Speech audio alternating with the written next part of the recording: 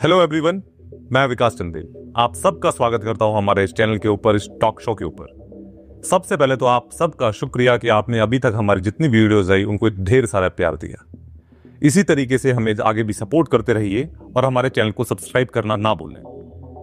आज की हमारी ये वीडियो आपको थंबनेल से ही समझ आ गया होगा कि किसके बारे में है, इसीलिए मैं थोड़ा सा अंग प्रदर्शन भी कर रहा हूं। न्यूड क्रूज शिप पर तो जा नहीं सकता हूं, तो सोचा थोड़ा यहीं पर अपना अंग प्रदर्शन कर लेते हैं। आपने कभी सुना है एक न्यूड क्रूज शिप के बारे में? हम सब ने न्यूड बीचेस के बारे में सुना हुआ है और ऑस्ट्रेलियन बीचेस काफी फेमस है इस चीज को लेकर।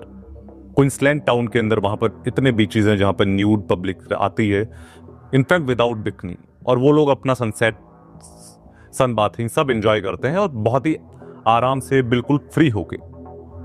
उसी तरीके से आजकल आपके इंस्टा फीड के अंदर एक चीज बहुत ही ज्यादा पॉपुलर चल रही होगी, वो है कैरेबियन आइलैंड, जो कि हमेशा अपनी मौज मस्ती के लिए जाना जाता है।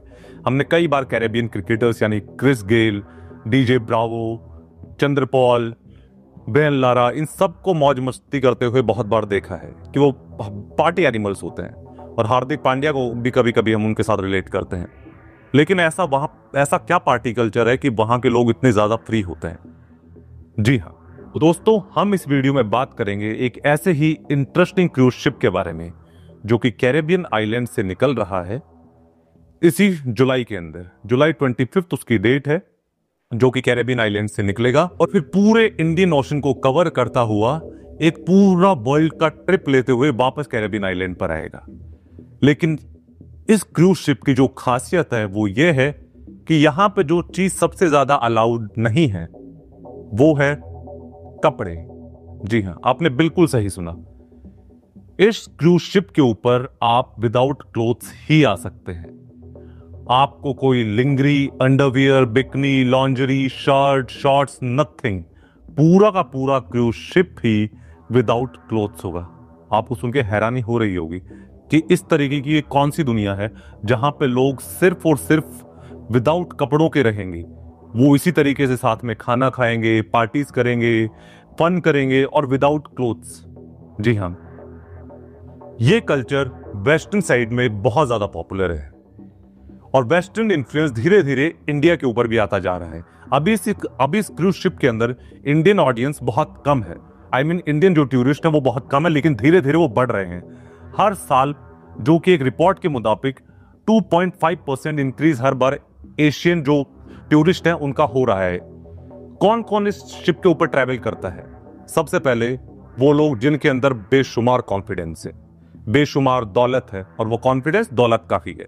अगर आपको हम इसके टिकट के बारे में मैं बताऊं, एक आम आदमी की इंडिया के अंदर इतनी अर्निंग नहीं है जितने कि इस क्रूज शिप की टिकट की प्राइस है। जी हाँ, इतना ज्यादा प्राइस कि जो हम और आप अफोर्ड भी नहीं कर सकते। इसी वजह से आपने कभी देखा हो, जो इलीट क्लास होता है, अपर क्लास होता है, जिनके पास ढेर सारा पैसा होता है, वो लोग एक्सप्लोर करते हैं। उनके कुछ बकेट लिस्ट होते हैं, उनकी कुछ फैंटेसीज होती हैं। ये भी एक फैंटेसी ही है। वो इसको फैंटेसाइज कर रहे हैं कि इस तरीके से एक न्यू क्रूज शिप के अंदर वो जाएंगे और बिल्कुल फ्री होके, एक फ्री स्पिरिट, फ्री सोल की तरह वो वहां पर ट्रैवल करेंगे और पूरी की पूरी जर्नी को एंजॉय करेंगे। लेकिन इन सब को शायद इस बात का अंदाजा है भी कि जिसको वो एक्सप्लोरेशन बोल रहे हैं, जिसको वो अपनी एक फैंटेसी बोल रहे हैं, इंडियन कल्चर में वो चीजें बहुत पुराने समय से आई हुई है। अगर आपने कभी बॉलगा से गंगा तक जो एक किताब, अगर आपने कभी उसको पढ़ा हो, राहुल सांकृत्यान की, वो किताब आपको इतनी डिटेलिंग देगी इंडियन हिस्ट्री की कि जिसको आज लोग फैंटेसाइज कर रहे हैं, उस तरीके से हमारा सिविलाइजेशन था उस समय। जी हाँ, हम सब जंगलों में न्यूड ही रहते थे। धीरे धीरे जब हम एक सिविलाइज सोसाइटी की ओर बढ़ते गए तो हम सब ने कपड़ों को, पहले पत्तों को पहना, उसके बाद धीरे धीरे जानवरों की खालों को ओढ़ना शुरू किया, और उसके बाद धीरे धीरे ये जब कॉटन और इन सब का आविष्कार हुआ तो हम सब ने कपड़ों का इजाद किया और कपड़ों को पहना, एक सिविलाइज सोसाइटी को बनाया। लेकिन आज की तारीख में क्या हो रहा है? उल्टा, एक सिविलाइज सोसाइटी से हम वापस वाइल्ड लीग्स की ओर जाने की कोशिश कर रहे हैं। जी हाँ, तभी तो ये फैंटेसीज है। बहुत भीतर कहीं ना कहीं आज भी हम सब जंगलों में ही रह रहे हैं। जाकिर खान ने एक बहुत ही अच्छी बात कही है। उन्होंने कहा है कि अगर हम देखा जाए तो आज भी हम कबीले में ही रहते हैं, जैसा कि हमारे पूर्वज रहा करते थे। ये मेरा घर है, ये मेरी जमीन है, ये मेरा एरिया है, इस तरीके से हम कबीले में रहते थे। लोग क्रूज शिप को फैंटेसाइज कर रहे हैं कि बहुत ही बड़ा मजा आएगा, हम न्यूड होके रहेंगे। हमारे पूर्वज बहुत सालों तक न्यूड ही रहे थे। उन्होंने वो लाइफस्टाइल जब देखा उसके बाद उन्हें लगा कि उससे बेहतर है कि अब वो लोग कपड़ों में रहें। लेकिन अब जो सेपियंस हैं वो वापस उसी और जाने की कोशिश कर रहे हैं कि फैंटेसाइज कर रहे हैं कि वापस जाके उसी लाइफस्टाइल को देखें। लेकिन वो एक अलग टॉपिक है। हम इस वीडियो में थोड़ा एक्सप्लोर करते हैं कि आखिर इस क्रूज ट्रिप पर होता क्या है। जी हाँ दोस्तों, न्यूड क्रूज एक ऐसा क्रूज ट्रिप होता है जहां लोग पूरे टाइम न्यूड या मिनिमम क्लोथिंग में रहते हैं। लेकिन इस वाले शिप के ऊपर स्ट्रिक्ट रूल है कि आप विदाउट क्लोथ्स ही रहेंगे। जी हाँ, और ये ट्रेंड हर साल ही होता है। ये शिप हमेशा साल में एक बार कैरेबियन आइलैंड से ट्रैवल करता है और पूरे वर्ल्ड का एक राउंड लगा के वापस कैरेबियन आइलैंड पर वापस आता है। लेकिन इसमें होता क्या है? अब सवाल है कि इस क्रूज शिप में होता क्या है। तो भाई साहब, सब कुछ होता है। जो आपके दिमाग में आ रहा है वो सब कुछ, जैसे कि beach parties, pool games, body painting contest, yoga और मेडिटेशन। और सबसे खास बात, सब कुछ बिना कपड़ों के। ये क्रूज एक जजमेंट फ्री जोन के कॉन्सेप्ट पे चलता है। लोग खुले दिल से मिलते हैं, बातें करते हैं और मजे लेते हैं। लेकिन इसमें कुछ रूल्स और प्राइवेसी भी होती है। आपने कभी भी इस क्रूज शिप की फुटेजेस को बाहर आते हुए नहीं देखा होगा, और खासकर सोशल मीडिया के टाइम पर चीजें बहुत जल्दी से वायरल होती हैं। लेकिन फिर भी आपने कभी भी इसके बारे में कोई फुटेजेस नहीं देखी होंगी, क्योंकि यहां पर बहुत ही स्ट्रिक्ट रूल है। फोटोग्राफी बिल्कुल बैन होती है। पब्लिक बिहेवियर को भी ध्यान में रखना पड़ता है।